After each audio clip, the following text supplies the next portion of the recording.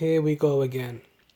Another article talking about how Deontay Wilder doesn't want to make the fight. I mean, in my opinion, Deontay Wilder seems like he's ducking Anthony Joshua because Eddie Hearn, DAZN, they've done everything they can to try and make the Joshua and Wilder fight. Deontay Wilder just doesn't want to make the fight because look. Just look. Deontay Wilder got offered $100 million for a 3-fight deal, and he just doesn't want to make the fight. He doesn't want to make the fight. Look, Deontay Wilder's decision looms, and Eddie Hearn says no more can be done to make Joshua and Wilder a reality. That's because, I mean, how much money does Deontay Wilder make a fight? 2.5 million. That's a lot of money, but for a guy of Deontay Wilder's stature, and a guy with what's his record? 40 wins and 31 knockouts, 39 knockouts, something like that.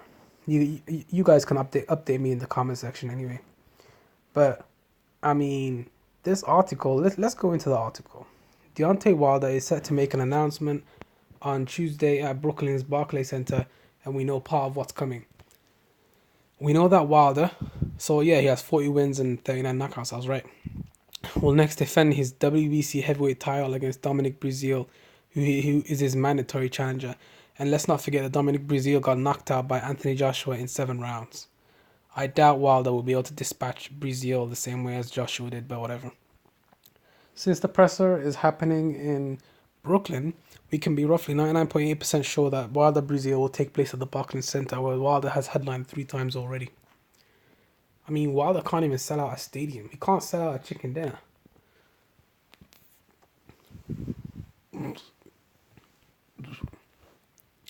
But we don't know an exact date. May 18 has been the most widely reported target, and most important, we don't know who will broadcast the event. Wilder has been an Al Haymon fighter his entire pro career, and he's been a cornerstone star for the PBC brand. The early talk was that Wilder Breazeale would air on Showtime pay-per-view still in the PBC family. Okay, let's talk about that. Wilder is not a pay-per-view fighter, and Breazeale is not a pay-per-view draw.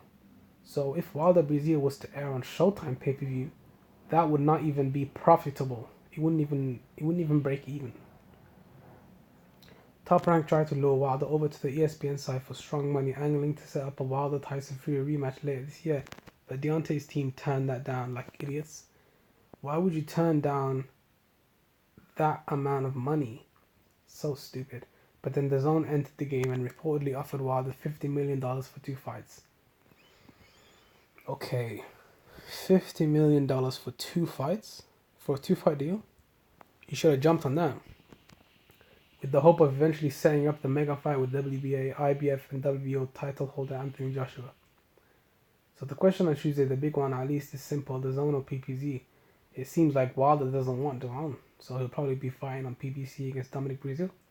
Wilder appeared on the Spence Garcia pay-per-view last night, speaking with Fox's Kate Abdo. He didn't really tip his hand. Sure, it's encouraging for PBC that he was at this show and on the broadcast, and the first instinct would be to assume that he's staying put. And if I were leaning one way or the other, my guy tells me that that's what he's doing, or he wouldn't have been featured on the show. I mean, shit. How many people has Wilder beat that are credible fighters and opponents that can actually fight back?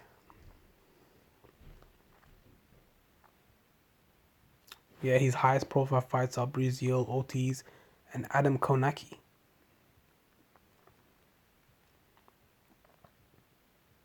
Hearn says, I am not going to say much until I know for sure. I'll have a lot to say on Tuesday. I feel like we've done absolutely all we can. But again, I think less is more at this stage. Our job is to deliver the undisputed fight. It's been so frustrating, and I think people are beginning to see the truth. But again, I'll be quiet for now and let that truth unfold.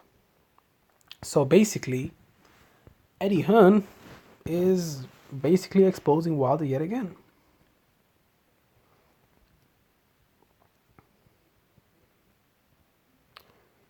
Wilder is just avoiding Joshua. Wilder's ducking Joshua. Wilder's scared of Joshua.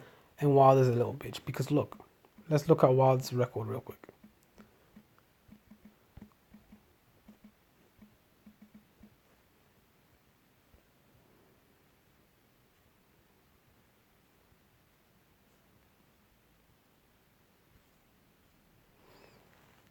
Okay, let's look at his record. These are unranked opponents. Unranked opponents. Travis Allen, Jerry Vaughn, Ty Cobb, Alvaro Morales. We don't even know these people. Okay, DeAndre Abron, 25 wins, no, 15 wins and 10 losses. That was his first notable opponent. 15 wins and 10 losses. Daniel Cota, 17 wins and 7 losses. So basically, in 23 fights, he still hasn't fought a good opponent. Another notable opponent, but I mean, I can't even say they're notable opponents because they're bums. But Owen Beck, 13 losses, 29 wins, has never won a world title ever in his entire life. Kirsten Manswell, this guy has never won a world title ever in his life. Nothing. People that are bums with 12 losses. Audley Harrison, okay, I'll give him that one. But Audley Harrison, he just couldn't.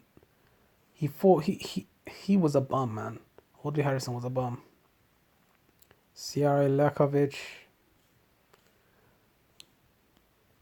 7 losses. Malik Scott took a dive. Malik Scott actually took a dive, you know that? Crazy. Bermain Stiverne, okay, that was the first test of Deontay Wilder's career. But even that one wasn't really a big test because Bermain Stiverne's not a long rangey opponent. He's kind of short as well. He's 6'2". He's not a long rangey opponent. He has no movement. He's just a flat-footed fighter. Eric Molina gave Deontay Wilder a lot of problems, but Eric Molina lacked the amateur pedigree to beat and give Deontay Wilder a good fight. Johan Dohopas, another bum. Artur Spilska was outboxing Deontay Wilder until he got knocked out. Chris Arreola, at the back end of his career, had one foot out the door. Gerald Washington was outboxing him before he got knocked out. Bermain Stiverne came in overweight, out of shape. Luis Ortiz almost killed Deontay Wilder, and Tyson Fury beat the shit out of him. Tyson Fury won that fight, and he got robbed. So Dominic Breazeale now, another bum, a guy that lost in 7 rounds to Anthony Joshua. So, I mean, okay, I'll give him Luis Ortiz, but Luis Ortiz was 50 years old and he had heart problems. And Tyson Fury, he lost to Tyson Fury. So, I mean, okay, so you got to give him Bermain Stiverne and Luis Ortiz and Tyson Fury, but you can't give him Tyson Fury because he lost to Tyson Fury. In my eyes, it was a draw, but whatever, that was some bullshit. We all know Tyson Fury won that fight. Luis Ortiz, he beat him, but Luis Ortiz, 50 years old, was winning before he got knocked out, and he had a heart condition, and he needed blood pressure pills, fam. And Bermain Stiverne, a plodding opponent, flat-footed, and just, I mean, he's terrible, man. I mean, if you contrast him with Triple G's record,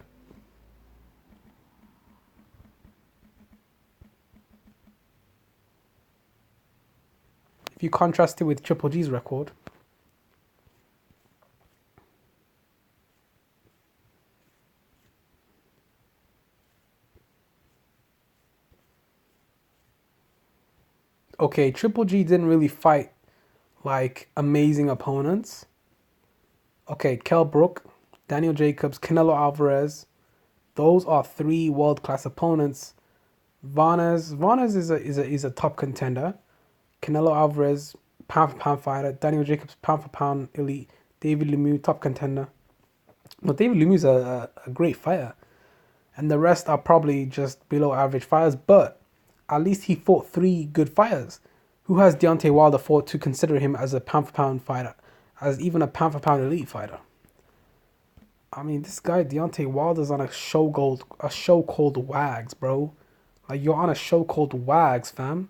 Like, he's so dumb. Like, he thinks that he should get 50-50 against Anthony Joshua. On what grounds do you deserve 50-50, fam? Like, I mean, this dude, he's just so dumb.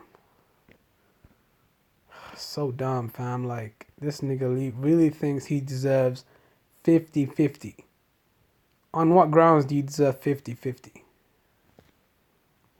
Man, let me get this clown up out of here, man. I'm out. Peace. Make sure to like, comment, subscribe. It's the Phantom, y'all. I'm out. Peace.